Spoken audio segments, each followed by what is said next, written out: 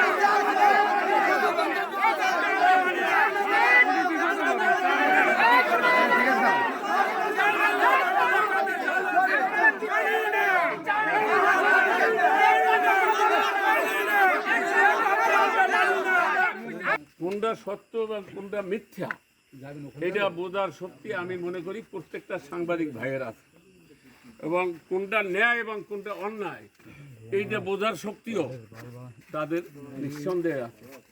আমার ইউনো মহোদয় আসছে, সে আইনের লোক, তার হাত পা আইন দিয়া বাঁধা, সে আইনের বাইরেই কিছু করতে পারে না।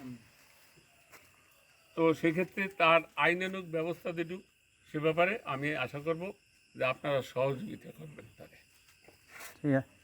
এই চাউল এখানে রাখার অপরাধে আপনাদেরকে এই 7-8-9 চাউল এখানে আপনাদেরকে যাতে কষ্ট করিয়া আঙ্গাদ ইউনিয়ন পরিষদে যাইতে না হয়, হ্যাঁ, যাতে আপনাদের এই 400-500 টাকা খরচ না হয় এই চাউলের জন্য, সে কারণে আমি চাউলটা এখানে অনুরোধে এখানে নিয়ে আসছি। এখন তো বোঝেন যে আমার শত্রু আছে, যেহেতু আমি নির্বাচন করি, নির্বাচনী কর্তৃপক্ষ থাকে, তো সেক্ষেত্রে হয়তো এটাকে একটা সুযোগ হিসেবে গ্রহণ করছে, আল্লাহ জানে। আর এই 7-8-9 মানুষ জানে যে বিগত 17 বছর যাবৎ চেয়ারম্যানই করে আসছি আমি। কোনো যদি সেরকম কোনো খারাপ মানে মোটিভ বা খারাপ কোনো বিগত দিনে দেখতেন, তাহলে আবার আপনারা আমাকে চেয়ারম্যান বানাইতেন।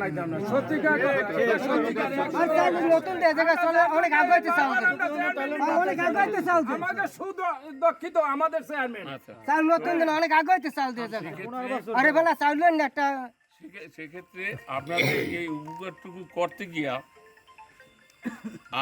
এত বড় একটা বিপর্যয় হবে এটা আমি নিজেও চিন্তা করি নাই।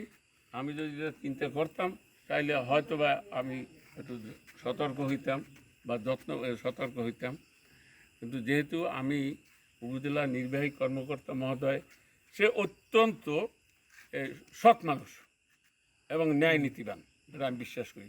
উনি যদি আমার ফাঁসিও দিয়ে দেয়, আমি মনে করব যে সে ন্যায়ের উপর দ্বারাই আমাকে ফাঁসি দিয়ে দেয়।